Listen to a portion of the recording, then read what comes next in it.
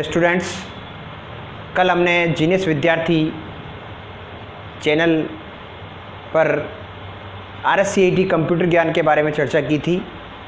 आज उसी क्रम को आगे बढ़ाते हुए एक बार पुनः सभी विद्यार्थियों का जीनियस विद्यार्थी चैनल पर हार्दिक स्वागत, अभिनंदन।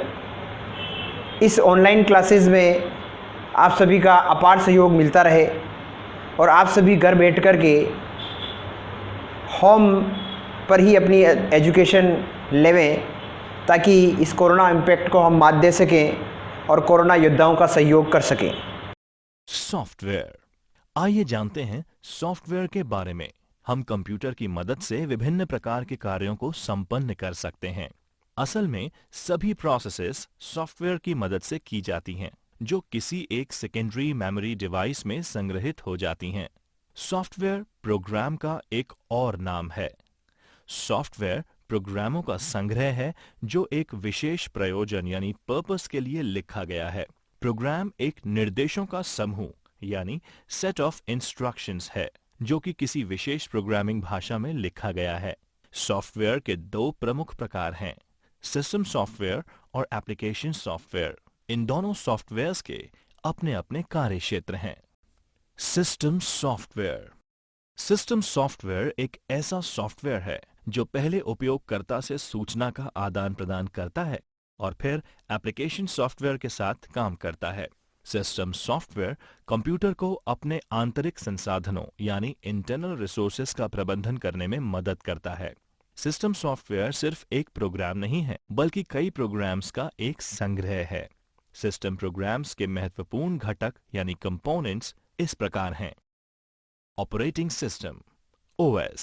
ऑपरेटिंग सिस्टम एक सॉफ्टवेयर है जो कि कंप्यूटर हार्डवेयर और सॉफ्टवेयर संसाधनों यानी CPU, मेमोरी, इनपुट और आउटपुट आदि का प्रबंधन और कंप्यूटर प्रोग्राम के लिए आम सेवाएं प्रदान करता है। ये कंप्यूटर और उपयोगकर्ता के बीच एक इंटरफेस प्रदान करता है।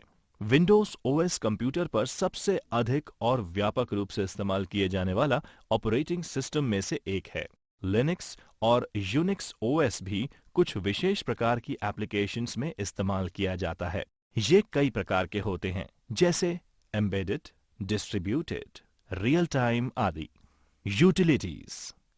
यूटिलिटीज विभिन्न प्रकार की सेवाएं हैं जो कि ऑपरेटिंग सिस्टम के द्वारा प्रदान की जाती हैं।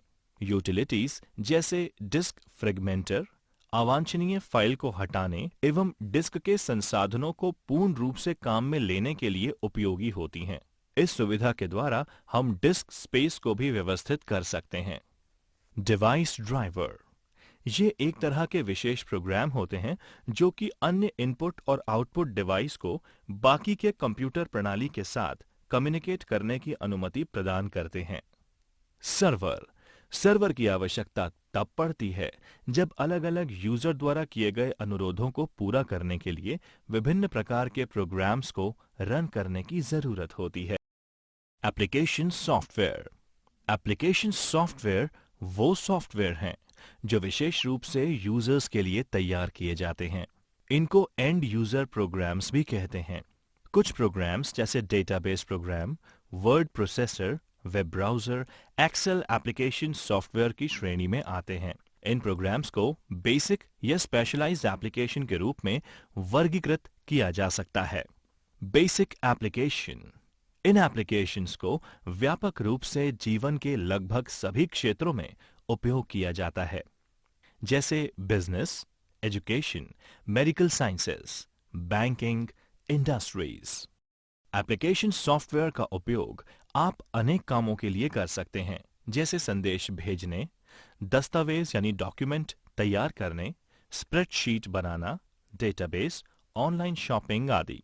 एप्लीकेशन सॉफ्टवेयर को इस तरीके से तैयार किया जाता है जिससे उपयोगकर्ता के लिए काम करना आसान हो।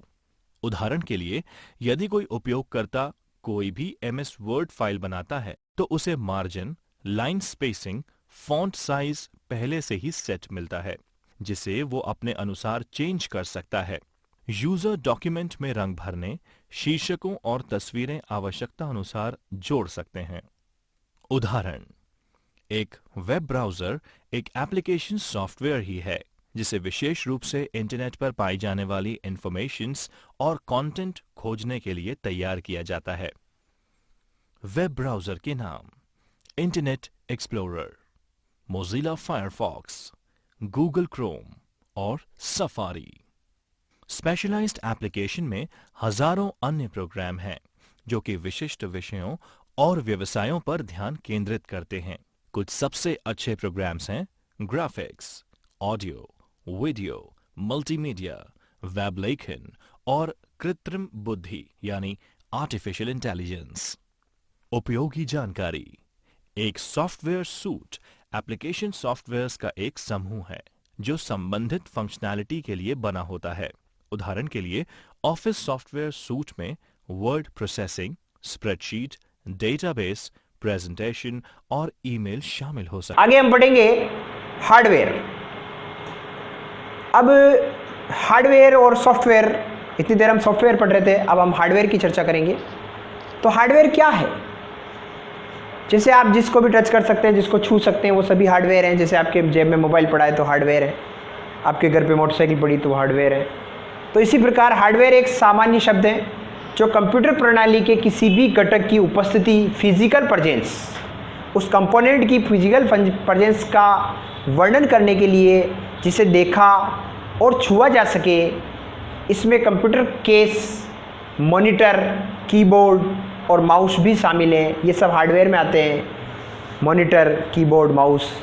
इस तरह से keyboard, mouse, monitor, printer, motherboard, memory chip, electronic circuit, expansion card, cable switch, जिसे आप छू कर महसूस कर सकते हैं, वे सारे उपकरण किस में आते हैं? हार्डवेयर में आते हैं। आशा करता हूँ हार्डवेयर के बारे में आपको समझ में आया होगा। हार्डवेयर कंपोनेंट्स मतलब हार्डवेयर के कौन कौन से उपकरण होते हैं को अक्सर इनपुट और आउटपुट स्टोरेज या प्रोसेसिंग कंपोनेंट के रूप में वर्गीकृत कर सकते हैं। यानी हार्डवेयर के जो कंपोनेंट हैं इनको अपन इनपुट यानी कंप्यूटर के अंदर कोई भी सामग्री अपन डालते हैं या कोई भी डेटा डालते हैं, आउटपुट कंप्यूटर से डेटा अपन बाहर निकालते हैं, या उसके अंदर स्टोरेज या उसको प्रोसेस करते हैं। इस रूप में हम इनको वर्गीकृत कर सकते हैं कि इनको हार्डवेयर कंपोनेंट को। हार्डवेयर कंपोनेंट जो सीपीयू का एक अभिन्न हिस्सा नहीं है। हार्डवेयर कंपोनेंट जो है वो सीपीयू का हिस्सा नहीं है। उन्हें पेरिफेरल उपकरण के रूप में संदर्भित किया जाता है। मतलब जो सीपीयू का हिस्सा नहीं है उनको हम कहते हैं पेरिफेरल उपकरण। पेरिफेरल का मतलब वे उपकरण जो सीपीयू से संबंधित नहीं है। जैसे पेरिफेरल उपकरणों में आमतौर पर इनपुट, स्टोरेज या आउटपुट, ये तीन चीज़ें आती है। इनपुट, स्टोरेज और आउटपुट। जैसे हार्ड डिस्क, कीबोर्ड, प्रिंटर के लिए उपयोग किया जाता है, उसको हम पेरिफेरल उपकरण कहते हैं। अब आता है इनपुट डिवाइस। इनपुट डिवाइस का मतलब नाम से स्पष्ट है। इनपुट का मतलब क्या होता है कि अंदर डालना। एक ऐसी हार्डवेयर डिवाइस है यूज़र से इंफॉर्मेशन स्वीकार करती है और उस इंफॉर्मेशन को इलेक्ट्रॉनिक सिग्नल में कन्वर्ट करती है और उसके बाद प्रोसेस को संचारित करती है। और इनपुट डिवाइस का मुख्य कार्य मनुष्य को कंप्यूटर के साथ इंटरेक्शन करवाना होता है।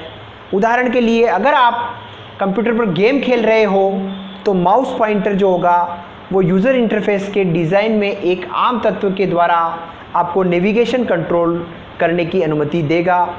वो इनपुट डिवाइस कहलाते हैं।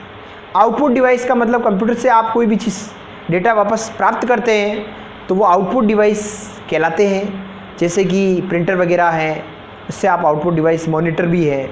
तो कंप्यूटर सिस्टम में इंफॉर्मेशन लेता और ऐसे रूप में परिवर्तित करता है जिसको मनुष्यों द्वारा आसानी से समझा जा सकता है। उदाहरण के लिए मॉनिटर जो है वो यूज़र के लिए प्रोसेसर के द्वारा प्रोसेस की गई इंफॉर्मेशन को विजुअल डिस्प्ले के द्वारा दिखाता है। तो जो आपको दिखाता है मॉनिटर वो आपके लिए आउटपुट डिवाइस है, इनपुट डिवाइस नहीं है।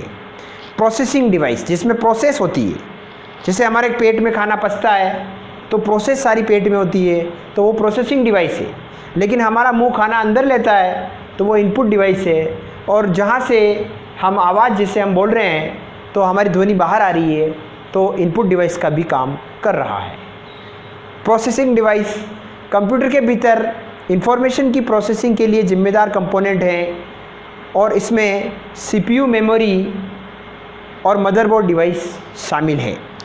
स्टोरेज डिवाइस एक ऐसा कंपोनेंट है जो कंप्यूटर के भीतर डेटा संग्रहित करने की अनुमति प्रदान करता है। इसमें हार्ड डिस्क ड्राइव और कंपोनेंट डिस्क ड्राइव शामिल हैं। ये स्टोरेज डिवाइस में आते हैं, जो हार्ड डिस्क ड्राइव और कंपोनेंट यानी सीडी। कंपोनेंट डिस्क का मतलब सीडी और हार्ड डिस्क का मतलब है जो कंप्यूटर में जो हार्ड डिस्क लगी होती है वो स्टोरेज डिवाइस की श्रेणी में आती है। कंप्यूटर के कुछ घटक हैं, ये इस टेबल के माध्यम से आपको समझा रखे हैं। घटक, कंपोनेंट और एग्जाम्पल। जैसे इनपुट डिवाइस कौन कौन से हैं, तो ट्रैक बॉल,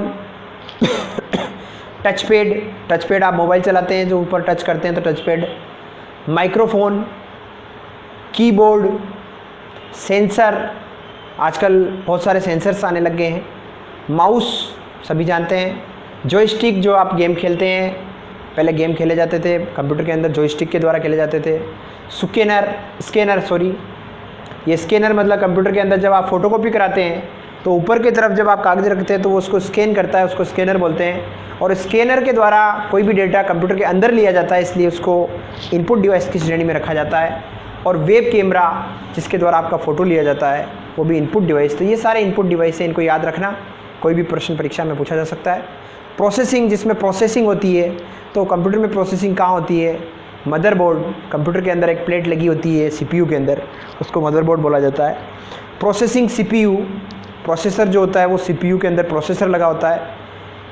और मेमोरी, आउटपुट डिवाइस के अंदर मॉनिटर जो आपको वापस डेटा प्रोवाइड कराता है, मॉनिटर जो टीवी टाइप दिखता है आपको। प्रिंटर, हेडफोन से आप कान के अंदर आवाज़ सुनते हैं वापस, इसलिए वो आउटपुट है।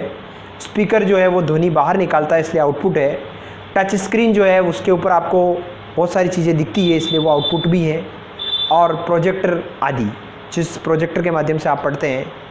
स्टोरेज, हार्ड डिस्क ड्राइव, जो स्टोरेज जो होता है पूरा कंप्यूटर के अंदर वो सारा का सारा किस में होता है, हार्ड डिस्क ड्राइव में होता है। तो ये हार्डवेयर के कुछ प्रकार थे, इनपुट, प्रोसेसिंग, आउटपुट और स्टोरेज। ये मैंने आपको समझाए हैं, आशा करता हूँ आपको समझ में आए होंगे। आइए जानते हैं हार्डवेयर के बारे में। हार्डवेयर एक सामान्य शब्द है जो कि कंप्यूटर प्रणाली के किसी भी कंपोनेंट की उपस्थिति यानी फिजिकल प्रेजेंस का वर्णन करने के लिए जिसे देखा और छुआ जा सके इस्तेमाल में लिया जाता है। इसमें कंप्यूटर केस, मॉनिटर, कीबोर्ड और माउस शामिल हैं। इस तरह से keyboard, mouse, monitor, printer, motherboard, memory chips, electronic circuit, expansion card, cable, switch जिसे आप छूकर महसूस कर सकते हैं, ये सभी उपकरण शामिल हैं। हार्डवेयर कंपोनेंट्स को अक्सर इनपुट, आउटपुट, स्टोरेज या प्रोसेसिंग कंपोनेंट्स के रूप में वर्गीकृत कर सकते हैं। हार्डवेयर कंपोनेंट्स जो सीपीयू का एक अभिन्न हिस्सा नहीं है, उन्हें पेरिफेरल उपकरणों के रूप में संदर्भित किया जाता है। पेरिफेरल उपकरणों को आमतौर पर इनपुट, स्टोरेज या आउटपुट जैसे हार्ड डिस्क, कीबोर्ड या प्रिंटर के लिए उपयोग किया जाता है। इनपुट डिवाइस एक ऐसी हार्डवेयर डिवाइस है जो यूजर से इंफॉर्मेशन स्वीकार करती है, इंफॉर्मेशन को इलेक्ट्रिकल सिग्नल्स में कन्वर्ट करती है और उसके बाद प्रोसेसर को संचारित करती है। इनपुट डिवाइस का मुख्य कार्य ह्यूमंस को कंप्यूटर के साथ इंटरैक्ट कराना होता है। उदाहरण के लिए, अगर आप कंप्यूटर पर गेम खेल रहे हैं तो माउस पॉइंटर के द्वारा आप नेविगेशन को कंट्रोल कर सकते हैं। आउटपुट डिवाइस कंप्यूटर सिस्टम से इंफॉर्मेशन लेता है और ऐसे रूप में परिवर्तित करता है जिसको ह्यूमंस द्वारा आसानी से समझा जा सकता है। उदाहरण के लिए, मॉनिटर यूजर के लिए प्रोसेसर के द्वारा प्रोसेस की गई इंफॉर्मेशन को विजुअल डिस्प्ले के द्वारा दिखाता है। प्रोसेसिंग डिवाइस कंप्यूटर के भीतर इंफॉर्मेशन की प्रोसेसिंग के लिए जिम्मेदार कंपोनेंट है। इनमें सीपीयू, मेमोरी और मदरबोर्ड डिवाइस शामिल हैं। स्टोरेज डिवाइस एक ऐसा कंपोनेंट है जो कंप्यूटर के भीतर डेटा संग्रहित करने की अनुमति प्रदान करता है। इनमें हार्ड डिस्क ड्राइव और कॉम्पैक्ट डिस्क ड्राइव शामिल हैं। Component input example track ball, touch pad, microphone, keyboard, sensors, mouse, joystick, scanner, webcam. Component, processing. Example, motherboard, processor, CPU, memory. Component, output. Example, monitor, printer, headphone, speaker, touchscreen, projectors, etc. Component, storage. Example, hard disk drive. Computer के उपयोग, अब हम पढ़ेंगे computer के उपयोग। Use of computers, computer के क्या उपयोग है, क्या मतलब है कंप्यूटर पढ़ने से। तो देखिए, कंप्यूटर का उपयोग हमारे जीवन में बहुत ज़रूरी हो गया है, व्यापक हो गया है। कंप्यूटर और इसके संबंधित उपकरणों के बिना हमारे जीवन की कल्पना करना मुश्किल है। यानी आज के समय में कंप्यूटर के बिना हमारा जीवन असंभव सा हो गया है, अधूरा सा हो गया है। और जो बच्चा आज के समय में कंप्यूटर नहीं पढ़ेगा, वो आने वाले समय में पढ़ा लिखा अनपढ़ कहलाएगा। तो आप देख लीजिए, आपको पढ़ा लिखा अनपढ़ बनना है या पढ़ा लिखा पढ़ा हुआ बनना है, तो कंप्यूटर के पास आपको आना ही पड़ेगा। कंप्यूटर ने हमारे जीवन को आसान, बहुत इजी बना दिया है, सरल बना दिया है, कुशल बना दिया है, उत्पादक बना दिया है। यानी कंप्यूटर हमारे जीवन को आसान कैसे बना रहा है? आसान ऐसे बना रहा है कि आज आप घर बैठे ऑनलाइन स्टडी ले रहे हैं, तो आपके लिए काफ़ी आर्थिक और समय की बचत हो रही है।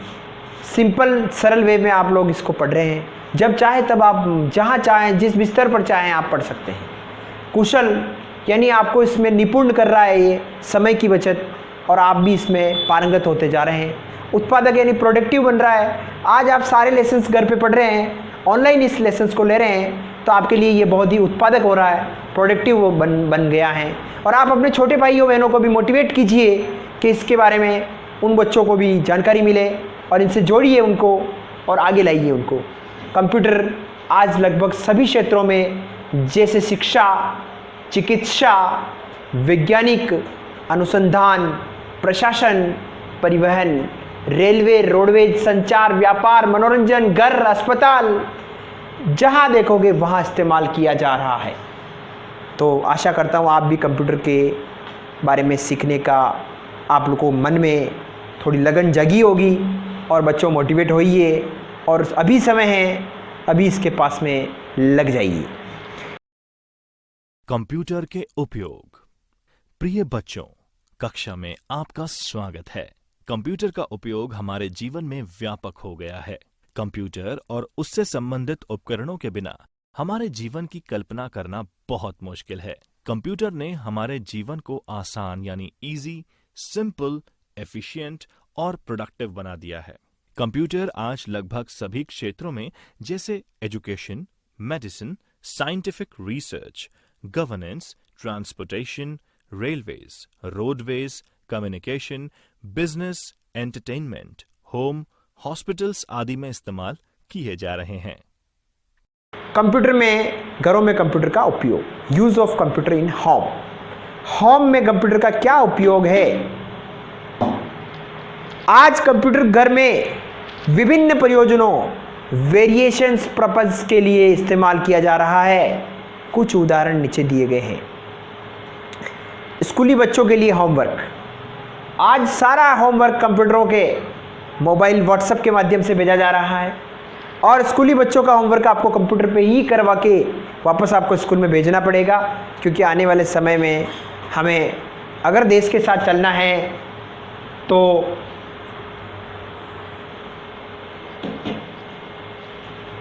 आपको कंप्यूटर से जुड़ना होगा। स्कूली बच्चों के लिए होमवर्क, बच्चे दस्तावेज जो भी बना रहे हैं आज कंप्यूटर पे बना रहे हैं। कार्यपत्रक, पावर पॉइंट, पीपीटीज, प्रस्तुति जो भी दे रहे हैं कंप्यूटर पे दे रहे हैं।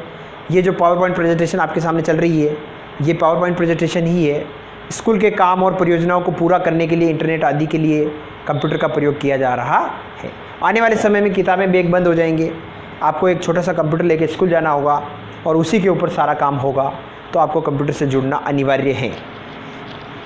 मनोरंजन, एंटरटेनमेंट में भी कंप्यूटर का बहुत प्रयोग है। आज के समय में जितने भी जो बच्चे हैं वो मिनी लैपटॉप के रूप में स्मार्टफोन पर मनोरंजन करते हुए आपको दिखाई दे जाएंगे। तो मनोरंजन में भी कंप्यूटर का उपयोग फिल्मों, वीडियो देखना, संगीत सुनने के लिए, कंप्यूटर गेम खेलने के लिए, लाइव स्ट्रीमिंग करने के लिए, वीडियो लाइव देखने के लिए, लाइव क्लासें आजकल कंप्यूटर के ऊपर चली जा रही है, देखने और कई अन्य गतिविधियां मनोरंजन और रिक्रिएशन के लिए किया जा रहा है।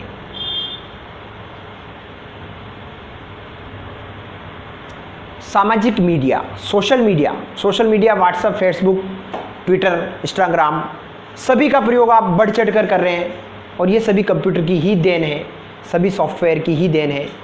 लोग सामाजिक मीडिया उपकरण, सोशल मीडिया टूल्स का अनुप्रयोग जैसे फेसबुक, इंस्टाग्राम, गूगल प्लस का उपयोग दोस्तों के साथ चैट करने और वीडियो चैट करने में कर रहे हैं। लेकिन अब हमें इन उपकरणों को शिक्षा से जोड़ते हुए शिक्षा में एक ऐसी क्रांति लानी है कि दुनिया देखती रह जाए कि इंडिया ने इतनी फास्ट ग्रोथ कैसे कर ली। आइए ज्ञान के बारे में चर्चा करते हैं। नॉलेज। अब देखिए, नॉलेज अगर आपके कंप्यूटर, आपके मोबाइल का सदुपयोग करेंगे तो वो नॉलेज में परिवर्तित होगा, और अगर आप उसको खेलने में परिवर्तित करेंगे तो मनोरंजन में चला जाएगा। तो आप ज़्यादा से ज़्यादा कंप्यूटर और मोबाइल का प्रयोग किस में करें? ज्ञान में। लोग कौशल और ज्ञान को बढ़ाने के लिए इंटरनेट की मदद ले रहे हैं। आज इंटरनेट पर आपको जो चाहिए वो मिलेगा। जहां इंटरनेट पर उपलब्ध काफ़ी वेबसाइट, किताबें, ट्यूटोरियल और प्रासंगिक दस्तावेज, शैक्षिक और सूचनात्मक सामग्री पढ़ने या डाउनलोड करने के लिए उपलब्ध है। ये सारी सामग्री आपको वहां पर मिल जाती है अगर आप लोग इसके बारे में जानकारी रखते हैं। घरों में कंप्यूटर का उपयोग, use of computers in home. आइए जानते हैं आज कंप्यूटर घर में विभिन्न प्रयोजनों के लिए इस्तेमाल किया जा रहा है। इसके कुछ उदाहरण इस प्रकार हैं। स्कूली बच्चों के लिए होमवर्क फॉर स्कूल चिल्ड्रन। बच्चे दस्तावेज बनाने यानी कि creating documents, Excel worksheets, PowerPoint presentations, school के काम और परियोजनाओं को पूरा करने के लिए इंटरनेट आदि के लिए कंप्यूटर का प्रयोग कर रहे हैं। मनोरंजन, एंटरटेनमेंट। कंप्यूटर का उपयोग फिल्मों और वीडियो देखने, संगीत को सुनने, कंप्यूटर गेम खेलने, लाइव स्ट्रीमिंग वीडियो देखने और कई अन्य गतिविधियों, मनोरंजन और रिक्रिएशन के लिए किया जा सकता है। सामाजिक मीडिया, सोशल मीडिया। लोग सामाजिक मीडिया उपकरणों यानी सोशल मीडिया टूल्स के अनुप्रयोगों जैसे फेसबुक, इंस्टाग्राम और गूगल प्लस का उपयोग दोस्तों के साथ चैट और वीडियो चैट करने में उपयोग कर रहे हैं। ज्ञान, नॉलेज। लोग कौशल और ज्ञान को बढ़ाने के लिए इंटरनेट की मदद ले सकते हैं, जहां इंटरनेट पर उपलब्ध वेबसाइट्स, किताबें, ट्यूटोरियल और प्रासंगिक दस्तावेज, शैक्षिक और सूचनात्मक सामग्री पढ़ने या डाउनलोड करने के लिए उपलब्ध है। आगे पढ़ते हैं। शिक्षा के क्षेत्र में कंप्यूटर का प्रयोग, use of computer in education. ये हमारा मेन पॉइंट है और इसी के ऊपर हम आज अभी वर्क कर रहे हैं। शिक्षा के क्षेत्र में कंप्यूटर का हम किस प्रकार से प्रयोग कर सकें और किस तरह से हम बेहतर शिक्षा ले सकें और किस तरह से हम हर तरीके से परिपूर्ण शिक्षा ले सकें। आधी अधूरी शिक्षा जो है वो बहुत घातक होती है, इसलिए पूरी शिक्षा लेने का प्रयास करें। और आइए आप हमसे जुड़िए, हम आपका पूरा सहयोग करेंगे। कंप्यूटर ने शिक्षा के क्षेत्र को पूरी तरह से बदल दिया है और शिक्षा प्रदान करने के लिए कई नए रास्ते आज खोल दिए हैं। आज शिक्षा की बात जो हो रही है, आपको ऑनलाइन शिक्षा के ऊपर फोकस किया जा रहा है और आने वाले समय में आपको इस शिक्षा को एक्सेप्ट करना पड़ेगा। सबसे पहली बात करते हैं स्मार्ट क्लास। ये जो क्लास चल रही है आपके सामने, ये स्मार्ट क्लास के रूप में आपको दी जा रही है, जिसमें प्रोजेक्टर की सहायता से, कंप्यूटर की सहायता से, कैमरे की सहायता से हम लोग आपको ये प्रस्तुतिकरण दे रहे हैं और आप इसको आसानी से सीख पा रहे होंगे, हम ये आशा करते हैं। तो सबसे पहले स्मार्ट क्लास। आज परंपरागत कक्षाओं को आधुनिक स्मार्ट कक्षाओं में परिवर्तित कर दिया गया है। पहले टीचर बोर्ड पर पढ़ाता था, बच्चे स्कूल जाते थे और बच्चे स्कूल जा कर के गुरुजी के सामने बोर्ड पर पढ़ते थे। लेकिन आज टीचर स्मार्ट क्लास के अंदर पढ़ा रहा है और पूरा वर्ल्ड घर बैठ करके उसको बिस्तर में बैठ करके अपने टेबल पर बैठ करके पढ़ सकता है। शिक्षक छात्रों को पढ़ाने के लिए इंटरेक्टिव मीडिया, बहुत सारे मीडिया, चित्रों का प्रयोग कर सकता है, वीडियोस का प्रयोग कर रहा है, एनिमेशंस का प्रयोग कर रहा है प्रस्तुतियों का प्रयोग कर रहा है, सिमुलेशन का प्रयोग कर रहा है और अच्छे अच्छे कंटेंट आपको अवेलेबल करा रहा है और स्मार्ट सामग्री का उपयोग भी कर रहा है। यह छात्रों की अवधारणाएं, कॉन्सेप्ट समझाने और एक लंबे समय के लिए ज्ञान बरकरार में मदद करता है। तो आप लोगों को जैसे हम कोई पिक्चर देखते हैं तो वो सारी पिक्चर हमें याद हो जाती है, इसी प्रकार हम इसको अगर बैठ करके देखें तो हमें ये चीज़ें लंबे समय के लिए याद करने में आसानी रहती हैं। इसके अतिरिक्त EPR स्कूल गतिविधियाँ जो है वो सारी कंप्यूटर पर, प्रोजेक्टर पर चलने लगी हैं। शिक्षकों और छात्रों के प्रदर्शन को ट्रैक कर स्वचालित स्कोर कार्ड पैदा करते हैं और विभिन्न स्तरों पर प्रदर्शन का विश्लेषण कर स्कूल प्रशासन की गतिविधियों में मदद करने के लिए कंप्यूटर का उपयोग किया जा रहा है और आप लोगों को भी इसका उपयोग आने वाले समय में बहुत अधिक मात्रा में करना होगा। ऑनलाइन शिक्षा, तो शिक्षा के अंदर ऑनलाइन शिक्षा क्या है? ऑनलाइन शिक्षा ये है कि आज हम यहाँ लेक्चर ले रहे हैं और आप इस लेक्चर को घर बैठे जब समय चाहिए, जब आपकी मर्जी पड़े तब आप इसको सीख सकते हैं, आप इसको लर्न कर सकते हैं, आप इसको अडॉप्ट कर सकते हैं। तो कंप्यूटर ने पारंपरिक शिक्षा प्रणाली को मजबूत बनाने के अलावा एक नई शिक्षा प्रतिमान, ए न्यू एजुकेशन प्रणाली, ऑनलाइन शिक्षा को जन्म दिया है। इसके ऊपर मेन फोकस है हमारा ऑनलाइन शिक्षा, जिसके द्वारा शैक्षिक प्रमाण पत्र, डिप्लोमा, डिग्री कोर्सेज संचालित किए जा रहे हैं। आज सारे कोर्सेज ऑनलाइन शिक्षा के ऊपर संचालित किए जा रहे हैं। दिल्ली में बैठे बैठे पढ़ा रहे हैं और आप बस्ती में बैठे बैठे पढ़ रहे हो, तो आप सोच सकते हो कि आप कितने अच्छे विद्यार्थी हो। छात्र एक कोर्स, डिग्री या प्रशिक्षण का प्रमाण पत्र कंप्यूटर और इंटरनेट कनेक्शन की मदद से घर बैठे ऑनलाइन मोड का उपयोग कर प्राप्त कर सकता है। ऑनलाइन शिक्षा प्रणाली छात्रों को कई लाभ प्रदान करती है जो वे पारंपरिक प्रणाली में नहीं प्राप्त कर सकते हैं।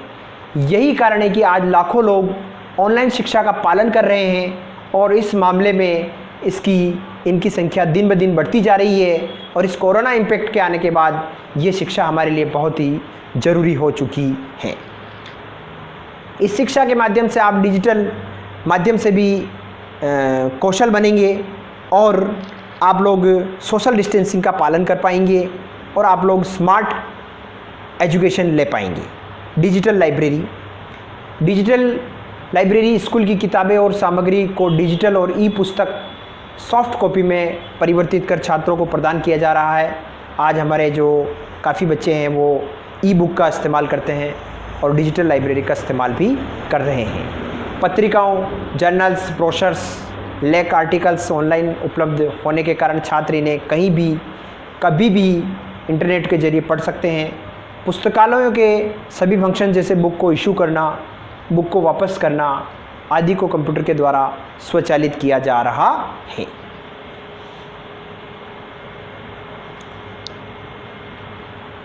अनुसंधान एवं परियोजना, रिसर्च एंड प्रोजेक्ट, सारे रिसर्च जो हो रहे हैं आजकल, जो प्रोजेक्ट बन रहे हैं वो कंप्यूटर छात्रों को अपनी परियोजना और शोध कार्यों को करने में मदद करता है। आज कंटेंट, डेटा, नॉलेज ऑनलाइन उपलब्ध हैं जिससे किसी भी विषय में पर्याप्त मात्रा जानकारी को उपलब्ध कर अपने अनुसंधान को आगे बढ़ाने का काम सुविधाजनक हो गया है। शिक्षा के क्षेत्रों में कंप्यूटर का प्रयोग, use of computers in education. आइए पढ़ते हैं कि कैसे कंप्यूटर ने शिक्षा के क्षेत्र को पूरी तरह से बदल दिया है और शिक्षा प्रदान करने के लिए कई नए रास्ते खोल दिए हैं। Smart class.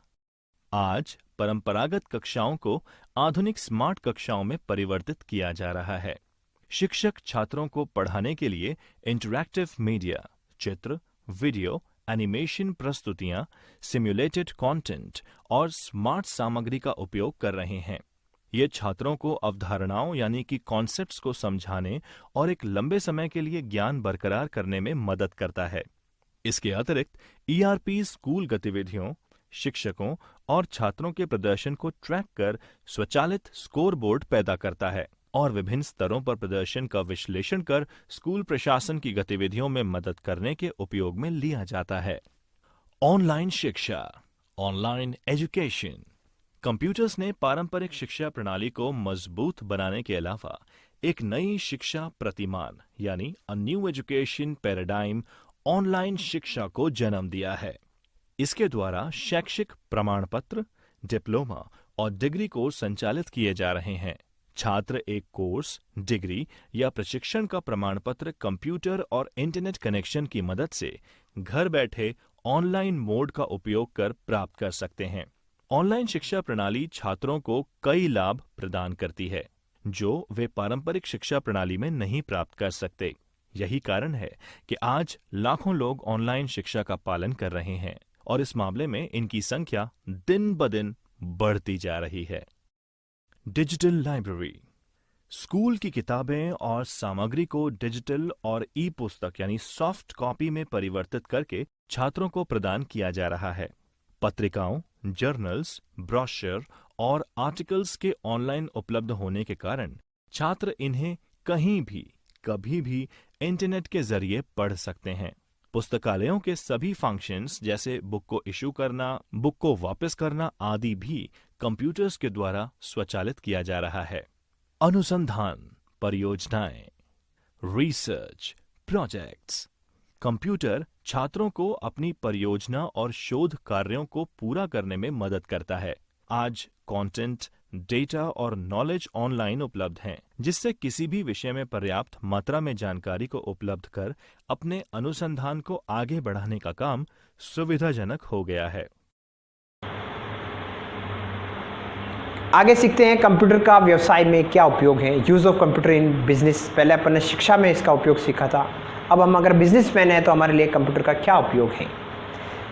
प्रतियोगी दुनिया में कंप्यूटर स्वचालन कार्यालय दक्षता और उत्पादकता बढ़ाने के लिए बहुत ज़रूरी है। आज कंप्यूटर का प्रयोग व्यापार की लागत को कम करने, ग्राहकों को संतुष्टि बढ़ाने के लिए किया जा रहा है। कई अत्याधुनिक ऑफिस ऑटोमेशन उत्पादन बाजार में उपलब्ध है जिसका उपयोग बिजनेस में किया जा सकता है। तो बिजनेस में भी कंप्यूटर का बहुत उपयोग किया जा सकता है। संचार, कम्युनिकेशन, यह व्यापार का एक महत्वपूर्ण पहलू है जहां ईमेल, त्वरित संदेश, संपर्क प्रणाली, VoIP, वीडियो चैट आदि का उपयोग अनुप्रयोग कर्मचारियों, ग्राहकों, विक्रेताओं और प्रबंधन के बीच संचार के लिए किया जा रहा है। कंपनियों आउटलुक के उपयोग में ईमेल इवेंट को ट्रैक और मीटिंग्स शेड्यूल्स कर सकती है, यानी आजकल सारी मीटिंग्स भी ऑनलाइन चल रही है। जूम ऐप के द्वारा बहुत मीटिंग का प्रचलन चल रहा है, लेकिन उसके ऊपर डेटा हैकिंग की भी बहुत सारी अफवाहें उड़ी हुई है, इसलिए आप थोड़ा संभल करके इस्तेमाल करें। स्काइप के द्वारा भी संचार के सभी साधन उपयोग में किए जा रहे हैं। Google hangout, Skype, Google hangout के द्वारा भी आप लोग वर्चुअल दुनिया से जुड़ सकते हैं और इसी तरह के कार्यक्रमों में आप दुनिया भर में लोगों के साथ दूर दराज चैट, वीडियो बैठ के भी आयोजित करने की क्षमता रख सकते हैं। ये संचार प्लेटफॉर्म जैसे स्मार्टफोन, टैबलेट पर भी आपके काम करते हैं। उन्नत कंप्यूटरकृत फ़ोन सिस्टम को एक आभासी ऑपरेटर की तरह तेज़ी से सही विभाग को कॉल कराने की सुविधा प्रदान करता है। आगे हम पढ़ते हैं बिक्री और विपणन के क्षेत्र में, सेल्स और मार्केटिंग के क्षेत्र में कंप्यूटर का क्या उपयोग है। तो कंप्यूटर व्यवसायों में योजना को लागू करने, उन्हें इम्प्लीमेंट करने और बिक्री और विपणन गतिविधियों को ट्रैक और रिपोर्ट करने में किया जाता है। आज ई-कॉमर्स जो सारी कंपनियां हैं वो सारी बिक्री और विपणन में कंप्यूटर का बढ़ चढ़कर प्रयोग कर रही हैं। वेबसाइटों को बनाना, डिजिटल विज्ञापन बनाना, कैंपेन लॉन्च करना, ये सब सॉफ्टवेयर की सहायता से ही किया जा रहा है। विज्ञापन बनाने से लेकर विज्ञापन अभियान बनाने तक, उपभोक्ताओं से संपर्क कर डेटा इकट्ठा करने और डेटा विश्लेषण करने तक सब कुछ विशेष कंप्यूटर और सॉफ्टवेयर के द्वारा तैयार किया जा रहा है। डिजिटल विपणन एक जिसके द्वारा प्रोडक्ट्स की टारगेटेड, मेसरेबल एवं इंटरेक्टिव मार्केटिंग की जाती है और डिजिटल तकनीक को इस्तेमाल करके उपभोक्ताओं तक पहुंचाया जाता है एवं उपभोक्ता को बरकरार रखने की कोशिश भी डिजिटल माध्यम से की जा रही है। डिजिटल मार्केटिंग में मोबाइल और पारंपरिक टीवी और रेडियो के अलावा इंटरनेट को मुख्य प्रचार माध्यम के रूप में उपयोग में लिया जाता है। कुछ इस्तेमाल होने वाले ऑनलाइन चैनल्स निम्न प्रकार से हैं: संबद्ध विपणन, प्रदर्शन विज्ञापन, ईमेल विपणन, यानी संबंध विपणन का मतलब है एफिलिएटिव मार्केटिंग, प्रदर्शन विज्ञापन, डिस्प्ले एडवर्टाइजमेंट जो आप देखते ही हैं, बार बार एडवर्टाइजमेंट आते हैं, ईमेल मार्केटिंग, सर्च मार्केटिंग आप सर्च करके भी सीख सकते हैं, सर्च करके भी आप उसकी मार्केटिंग कर सकते हैं। सोशल मीडिया पर भी आप मार्केटिंग कर रहे हैं, सोशल नेटवर्किंग, खेल द्वारा विज्ञापन, गेम एडवर्टाइजमेंट और वीडियो विज्ञापन, वीडियो एडवर्टाइजमेंट। वित्त एवं ऑफिस, फाइनेंस और एचआर के ऊपर भी कंप्यूटर का क्या उपयोग है। आमतौर पर कंपनियों के स्वचालन, वित्त, फाइनेंस, मानव संसाधन कार्यों को संभालने के लिए ERP का उपयोग किया जाता है और इन पैकेजों में वित्तीय लेखांकन, सामान्य बही खाता, जनरल की तरह सभी महत्वपूर्ण कार्यों जैसे प्राप्त खातों, देय खातों, कराधान, संपत्ति लेखांकन, पेरोल, भर्ती, लाभ, प्रदर्शन और मानव मूल्यांकन आदि का ख्याल रखा जाता है। वित्त और मानव संसाधन के अलावा ERP मॉड्यूल बिक्री, सेल्स, योजना, प्लानिंग, इन्वेंट्री, संचालन और प्रशासन में भी इसका उपयोग किया जा रहा है। शिक्षा और प्रशिक्षण में क्या, एजुकेशन और ट्रेनिंग में क्या उपयोग किया जा रहा है। व्यापार जगत कर्मचारियों को उपयोग प्रक्रियाओं, तकनीकी विषयों, व्यावसायिक विषयों, कंपनी की नीतियों, सुरक्षा व मानक प्रक्रियाओं के बारे में शिक्षित करने के लिए कंप्यूटर का उपयोग किया जा रहा है। कंप्यूटर का उपयोग कर्मचारियों का इस्तेमाल करके शिक्षित करने व प्रशिक्षण में किया जाता है, जिसमें कर्मचारी अपने स्वयं की ट्रेनिंग अपने हिसाब से प्लान कर सकता है तथा वह ऑनलाइन आकलन द्वारा तुरंत प्रमाणित भी हो सकता। कंप्यूटर का व्यवसाय में उपयोग, use of computers in business. प्रतियोगी दुनिया में कंप्यूटर स्वचालन यानी ऑटोमेशन कार्यालय दक्षता और उत्पादकता बढ़ाने के लिए बहुत जरूरी है। आज कंप्यूटर का प्रयोग व्यापार की लागत को कम करने और ग्राहकों की संतुष्टि बढ़ाने के लिए किया जा रहा है। कई अत्याधुनिक ऑफिस ऑटोमेशन उत्पादन बाजार में अवेलेबल हैं, जिसका उपयोग बिजनेस में किया जा सकता है। संचार, कम्युनिकेशन, ये व्यापार का एक महत्वपूर्ण पहलू है, जहां ईमेल, त्वरित संदेश यानी इंस्टेंट मैसेजिंग, संपर्क प्रणाली यानी कॉन्टैक्ट सिस्टम्स, VoIP यानी voice over internet protocol, video chat आदि का उपयोग, अनुप्रयोग कर्मचारियों, ग्राहकों, विक्रेताओं और प्रबंधन के बीच संचार के लिए किया जा रहा है। कंपनीज आउटलुक के उपयोग से ईमेल, इवेंट को ट्रैक और मीटिंग स्केड्यूल कर सकती हैं। स्काइप, गूगल हैंगआउट और इसी तरह के कार्यक्रमों से आप दुनिया भर में लोगों के साथ दूर दराज चैट, वीडियो बैठकें भी आयोजित करने की क्षमता रख सकते हैं। ये संचार प्लेटफॉर्म्स जैसे स्मार्टफोन और टैबलेट पर भी काम करते हैं। उन्नत कंप्यूटरीकृत फोन सिस्टम, ऑटोमेटेड सपोर्ट और एक आभासी ऑपरेटर यानी वर्चुअल ऑपरेटर की तरह तेजी से सही विभाग को कॉल कनेक्ट करने की सुविधा प्रदान करता है। बिक्री एवं विपणन, सेल्स एंड मार्केटिंग। कंप्यूटर व्यवसायों में योजना को लागू करने, उन्हें इम्प्लीमेंट करने, बिक्री और विपणन गतिविधियों यानी सेल्स एंड मार्केटिंग को ट्रैक और रिपोर्ट करने में किया जाता है। वेबसाइट्स को बनाना, डिजिटल विज्ञापन व कैंपेन लॉन्च करना, ये सब सॉफ्टवेयर की सहायता से किया जा रहा है। विज्ञापन बनाने से लेकर विज्ञापन अभियान बनाने तक, उपभोक्ताओं से संपर्क कर डेटा इकट्ठा करने और डेटा का विश्लेषण करने तक, सब कुछ विशेष उपकरण और सॉफ्टवेयर के द्वारा तैयार किया जाता है। डिजिटल विपणन यानी डिजिटल मार्केटिंग एक बज़वर्ड है, जिसके द्वारा प्रोडक्ट्स की टारगेटेड, मेजरेबल एवं इंटरैक्टिव मार्केटिंग की जाती है और डिजिटल तकनीक को इस्तेमाल करके उपभोक्ताओं तक पहुंचा जाता है एवं उपभोक्ताओं को बरकरार रखने की कोशिश भी की जाती है। डिजिटल मार्केटिंग में मोबाइल और पारंपरिक टीवी और रेडियो के अलावा इंटरनेट को मुख्य प्रचार माध्यम के रूप में उपयोग में लिया जाता है।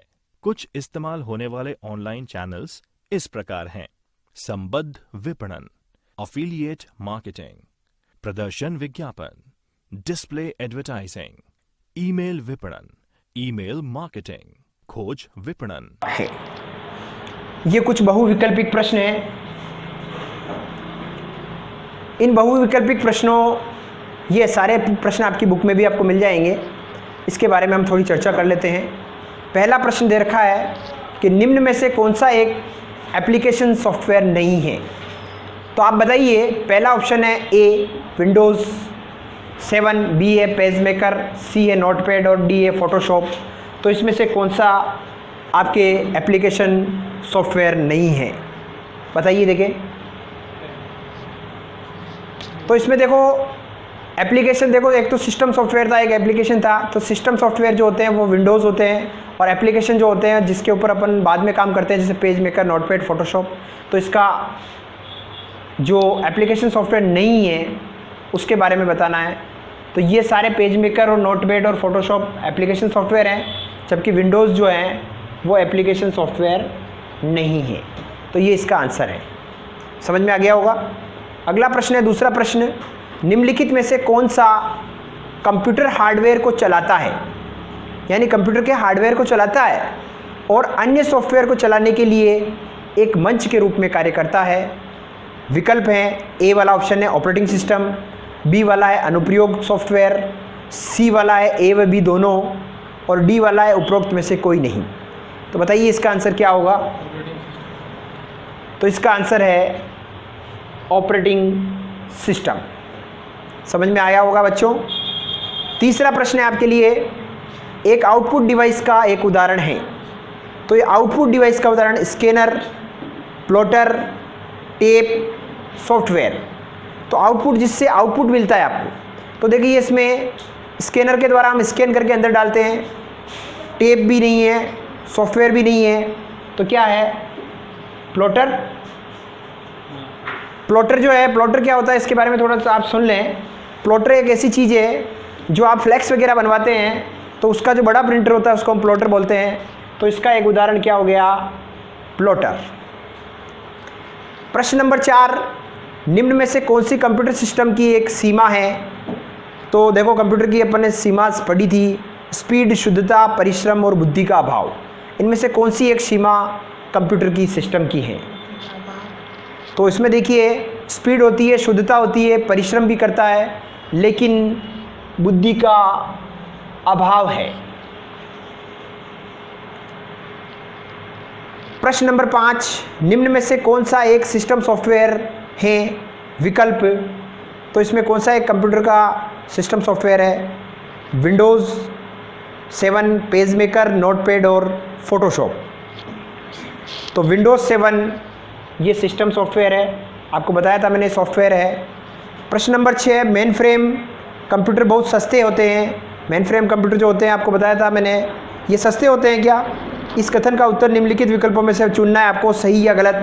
तो क्या मेन फ्रेम कंप्यूटर सस्ते होते हैं, तो ये क्या है, गलत है, महंगे होते हैं। अगला क्वेश्चन है आपके सामने, 7वां क्वेश्चन। हाँ पढ़िए। 7वां क्वेश्चन क्या है बच्चों, कौन सा कंप्यूटर वर्गीकरण नहीं है। ए है मेन फ्रेम, बी है मैक्स फ्रेम, सी है मिनी और डी है नोटबुक। तो कौन सा कंप्यूटर वर्गीकरण नहीं है, मैक्स फ्रेम। तो ये मैक्स फ्रेम कंप्यूटर के वर्गीकरण में नहीं आता है। सबसे तेज कंप्यूटर कौन सा है, बताइए बच्चों, बताइए फास्ट बताइए। Main frame, micro, work statement या सुपर कंप्यूटर।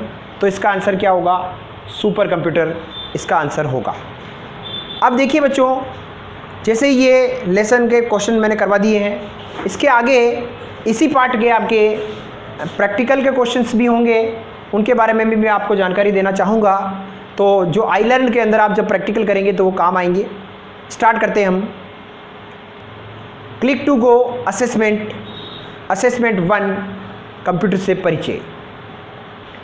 सबसे पहला क्वेश्चन आता है हमारा कि निम्न में से कौन सा शिक्षा के क्षेत्र में कंप्यूटर का प्रयोग बताता है। ये सारे जो प्रश्न हैं ये आपके प्रैक्टिकल में हेल्प करेंगे, इनको आप नोट डाउन कर लें, कॉपी में उतार लें, और जब आप प्रैक्टिकल करते हैं तब इनका मदद लें, तो आपको पूरे में से पूरे मार्क्स आपके आई लर्न प्रैक्टिकल के अंदर आने की संभावना है।